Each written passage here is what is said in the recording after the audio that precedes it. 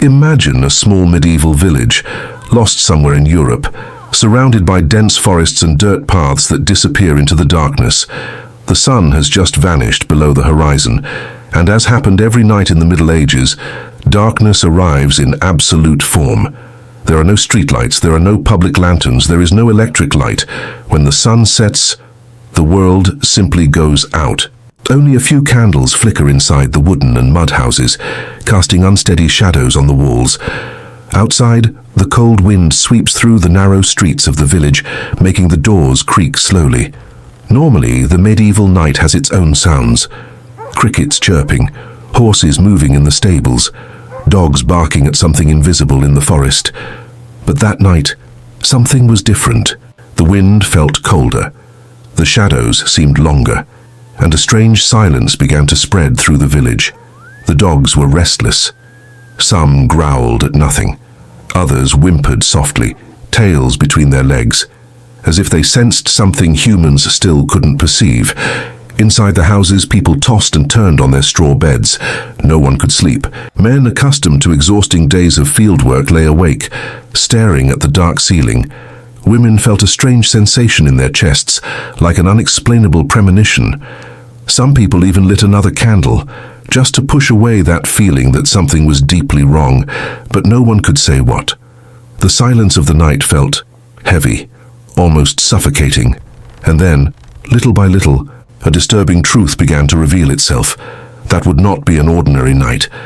In fact, it would be the longest night in that village's history, because while everyone tried to sleep, not understanding what was happening, something invisible was already spreading between the houses, and when the sun finally rose, many of those who went to bed that night would never open their eyes again. If you like real and disturbing stories from the Middle Ages, leave your like and subscribe to the channel, because in the next few minutes you're going to discover something most people never imagined about that night. And the scariest part is that the real reason behind what happened in that village still gives people chills to this day. To understand what happened that night, you first need to understand one thing we've almost forgotten today. The medieval night was completely different from the night we know now. When the sun disappeared below the horizon, the world didn't just get dark. It became dangerous. Without public lighting, villages plunged into near total darkness. The few candles inside houses illuminated only a few feet around them, leaving the rest of the space covered in deep shadows. Outside, the streets turned into corridors of darkness. Walking just a few yards from home could mean disappearing completely into the blackness. And the darkness hid many things. Predatory animals roamed the nearby forests. Wolves and wild boars could approach villages in search of food. In more isolated regions, even bears were a real threat. But animals weren't the only danger. Roads at night were the territory of thieves, fugitives, and murderers. Without constant guards and with villages spread far apart, any traveler caught on the road after dark knew they were taking a huge risk. That's why many villages had night watchmen. Men who walked slowly through the dark streets holding weak lanterns or torches, alert to any strange movement. But even those watchmen carried a fear that was common back then. Because for medieval people, the danger of the night wasn't just physical. It was also supernatural. Many believed that when the sun disappeared, the world of the living came closer to the world of spirits. Demons, entities, and invisible forces were often blamed for sudden illnesses, unexplained deaths, or strange events. That's why, before sleeping, it wasn't uncommon for entire families to pray. They asked for protection. They asked God to keep their homes safe until dawn. But that night, even prayers didn't seem to bring peace. Something was making people restless, something no one could explain. And then, shortly after midnight, the first house in the village was awakened by something far more terrifying than any superstition, because someone had just fallen seriously ill, and that would be only the beginning. At first, it seemed like an isolated problem. In one of the village houses, a man woke up in the middle of the night feeling intense stomach pain. He began to break out in a cold sweat, trying to get up from the straw bed as his breathing grew heavy. His wife lit a candle, worried.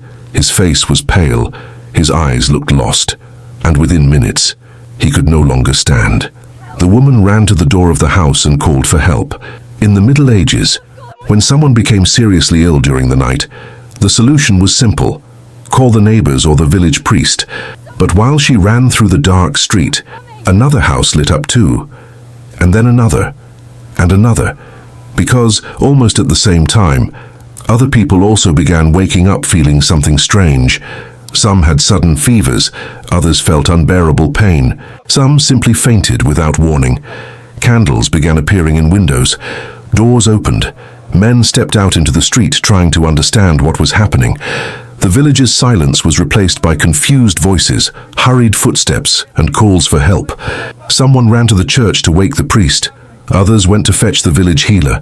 But the more people moved through the streets, the more terrifying stories began to emerge. My son won't wake up. My wife is burning with fever. Something is happening. Fear began spreading faster than any disease, because no one could understand what was causing it. And then, in the middle of that cold night, came the news that made panic take over the village. One of the residents had died. Minutes later, another one died too. And before the night was over, many would realize that the entire village was plunging into something far more terrible than a simple illness, because it was only just beginning. After the second death, the entire village changed. What had been mere confusion and fear began turning into absolute panic. Inside the houses, candles trembled in the windows as families tried to care for their sick relatives. Some prayed desperately, others soaked cloths in cold water, trying to bring down fevers that seemed impossible to control. But nothing worked. In several houses, people began showing the same symptoms: sudden weakness, intense fever, pains that appeared out of nowhere. Some could barely get out of bed. Others simply fainted in the middle of the dirt floor. The village priest ran from house to house with a crucifix in his hands, trying to give blessings and pray for the sick. The healer hurriedly mixed herbs, trying to find some solution. But that night, no one seemed to have answers. The worst part was that everything was happening fast. Too fast. In just a few hours, several families already had more than one person sick inside the same house. Children cried without understanding what was happening, while the adults tried to hide their own fear. Some residents began to believe it was a curse, others said it might be divine punishment. And there were those who started suspecting something even more terrifying, that perhaps the very air of the village was contaminated. In the midst of despair, some people tried to flee. Doors were flung open in haste. Men grabbed weak lanterns and began walking toward the dark roads leading out of the village. But fleeing in the darkness of the Middle Ages was almost impossible. The surrounding forests were dense, the paths were dangerous, and no one knew whether whatever was happening had already spread beyond the village. Meanwhile, inside the houses, the sound that dominated the night was different: low moans, heavy breathing, and sometimes sudden silence. House after house began to fall quiet. Candles remained lit in the windows, but no one answered anymore when neighbors called. It was at that moment that everyone began to realize a terrible truth. In just a few hours, the entire village had been overtaken by a nightmare from which no one could escape. That night seemed endless. For the few who were still conscious, each minute felt like an eternity. The cold wind continued blowing through the empty streets of the village as the candles one by one went out. And then, slowly, the horizon began to lighten. After hours of darkness, the sun finally started to rise behind the hills. But the dawn of that morning brought no relief. It brought revelation. When the first survivors stepped out of their houses, something immediately caught their attention. The village was strangely silent. There were no children running around. There were no people opening doors. There was no usual sound of animals being taken to the fields. Only the wind, and some doors left open. Men began walking the streets, calling for their neighbors. But many houses didn't respond. Inside them, the scene was disturbing. Entire families lay where they had spent the night, some still in their beds, others on the floor.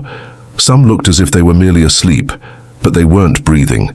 In certain houses, the candles had burned down completely, leaving only melted wax on the tables. In others, plates of food from the previous night remained untouched, as if everything had frozen in time. The few survivors began walking through the village in a state of shock. Some cried. Others simply looked around, unable to comprehend what they were seeing, because this didn't seem like an ordinary disease.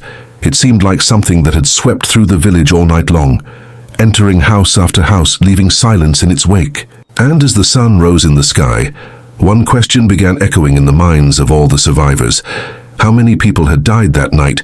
But there was something even more frightening, something no one could answer, because the true horror of that story wasn't just how many had died.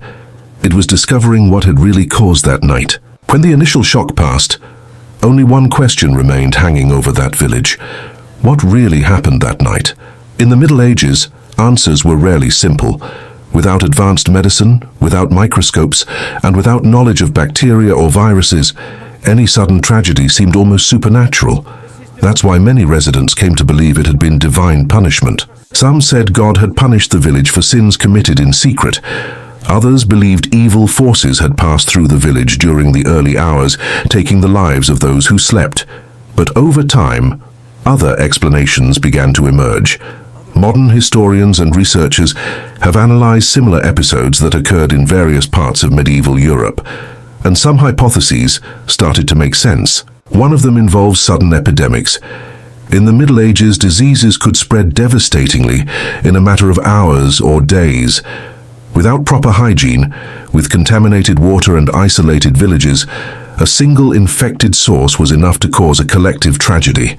Another possibility involves contaminated food. Grains stored for long periods could develop toxic fungi.